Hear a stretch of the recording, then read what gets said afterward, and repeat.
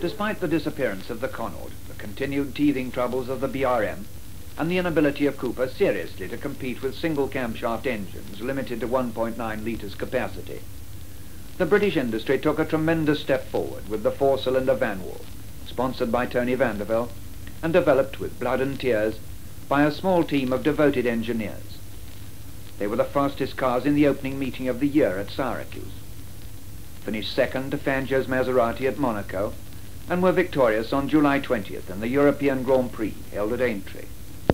Moss used two cars to win, but win he did, thereby redeeming the promise shown previously at Reims, where, for many laps, Lewis Evans led the field to the amazement of the spectators in the Grand Prix of the Automobile Club of France.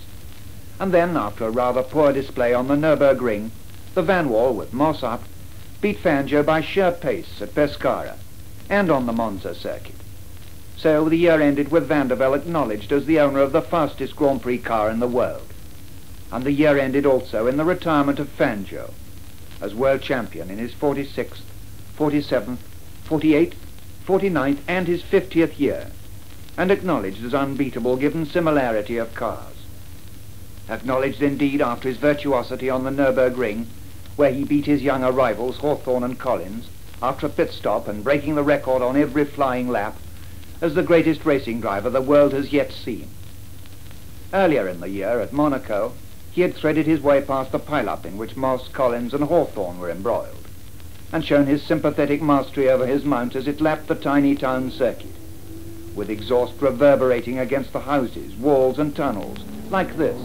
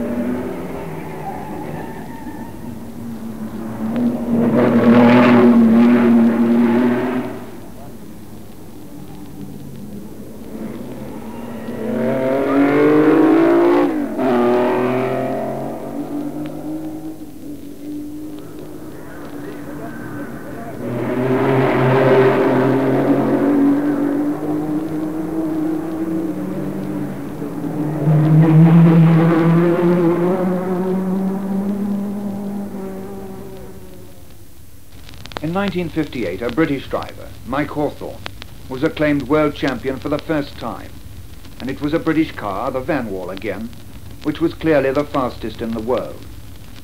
Hawthorne reached his success as a member of the Ferrari team, driving the V6 car named the Dino, after Ferrari's son, who died at the age of 26.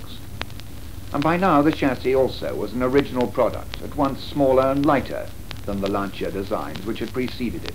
Constant detail changes were made on these cars with the air intake, the carburetors, and with the exhaust system. And during this year, the typical note was recorded in the British Grand Prix at Silverstone, where Peter Collins led from the line to the checkered flag in the last race before his untimely death in the Grand Prix of Germany.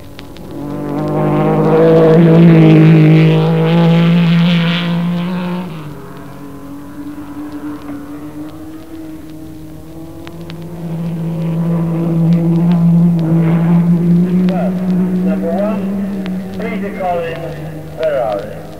Second, Mike Hawthorne, Ferrari. Third, number 10, Salvatore Cooper. Fourth, number 9, Lewis Evans.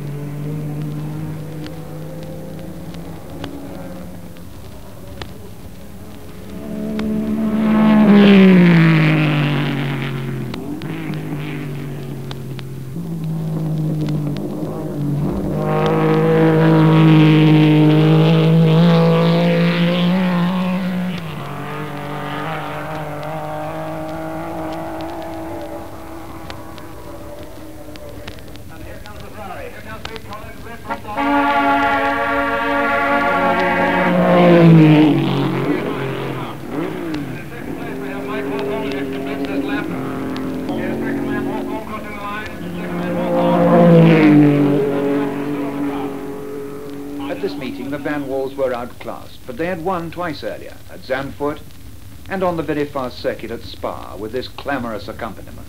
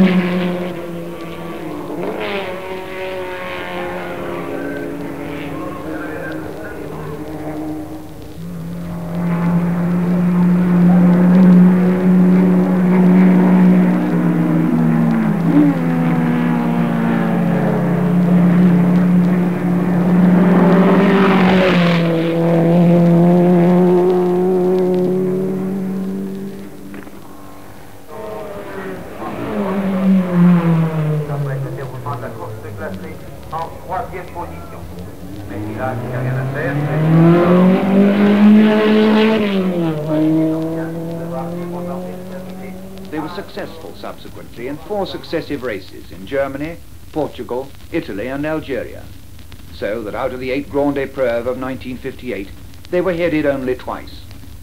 This string of successes was all the more remarkable as the races for this year had to be run by regulation on straight petrol, and this change on the van wall, which had always used fuel injection, was a far more complicated matter than it was on rival cars who'd got no further than carburetors.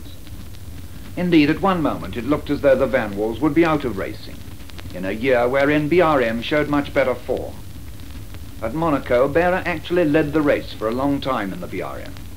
In the early part of the French Grand Prix, he was consistently in the first 3, and 2 of the team cars took 2nd and 3rd places on the Zandvoort circuit of Holland. In this year, the Born cars had better and stiffer frames, an improved suspension, and also a new exhaust system which quite materially changed their sound.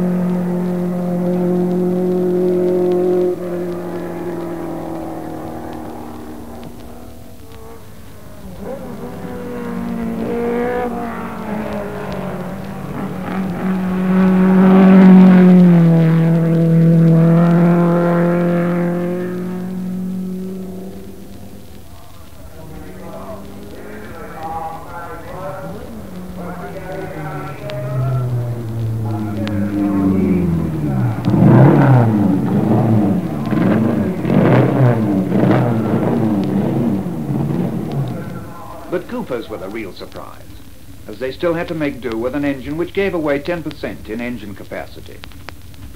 But this did not prevent them from winning in the Argentine and at Monaco at the beginning of the year, and showing with a 2nd place at the Nürburgring that they were very little slower than their more powerful rivals.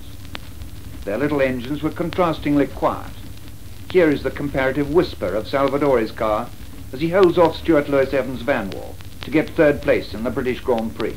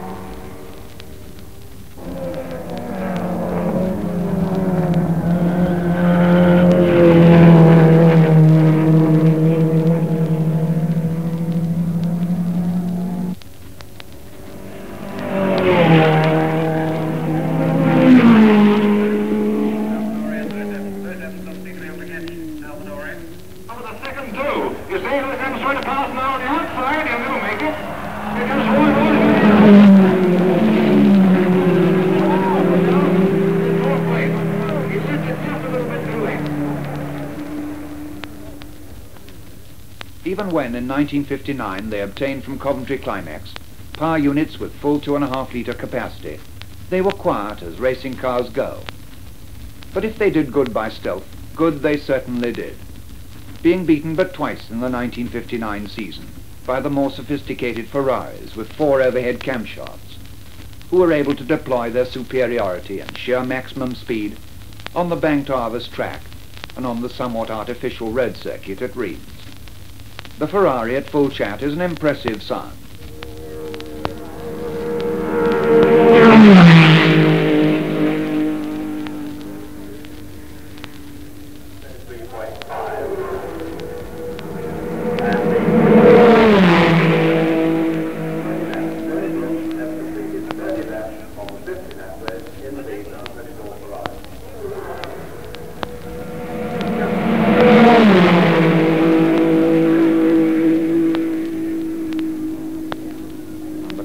Far quieter.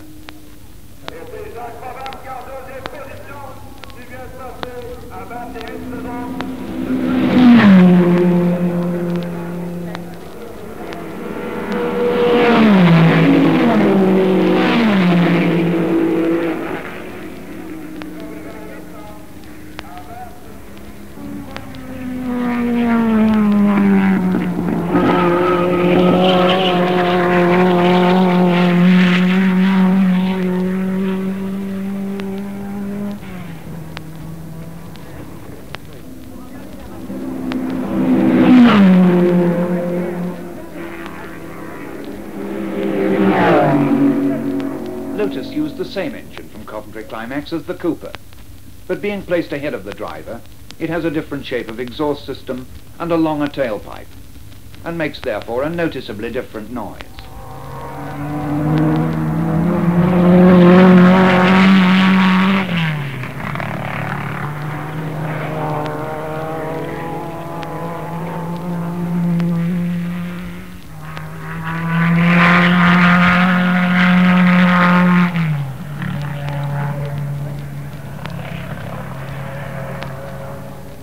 For BRM, 1959 was the great year, when after a decade of toil and trouble, they were rewarded with their first win in a Grande Épreuve, the Dutch Grand Prix on the Zandvoort circuit. But for reasons of personal health, Mr. Vandervelde withdrew his team of cars and the name Vanwall was represented only in the British Grand Prix, when a single car made a halting and somewhat transitory appearance.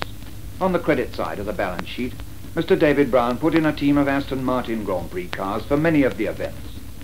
The first time that the name has appeared in programs of this kind since the valiant effort of Lionel Martin's pair of 1.5 litre cars, which ran in the 2 litre Grand Prix at Strasbourg in 1922. Conventional in design, somewhat large and heavy by modern standards, the Astons gained experience rather than laurels in 1959. But if never the fastest cars on the course, they were certainly always the noisiest.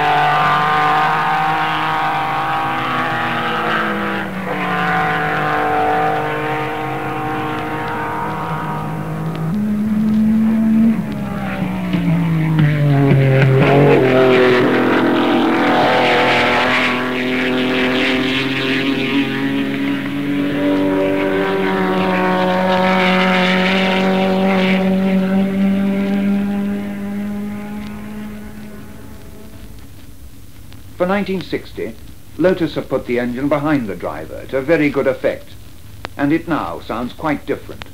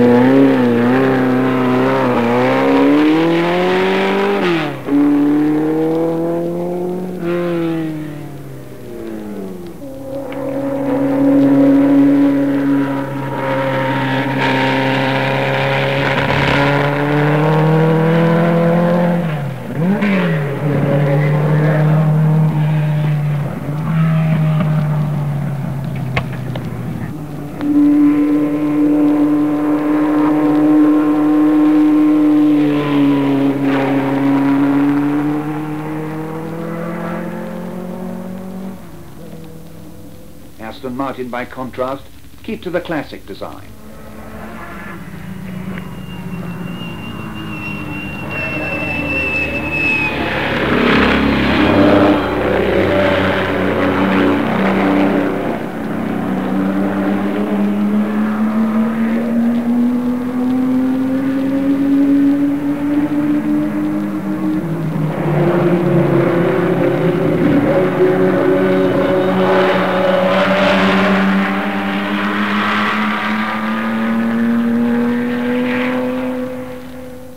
As it was their 1960 engine on the test bed which opened this sonic review, it may also satisfyingly close it.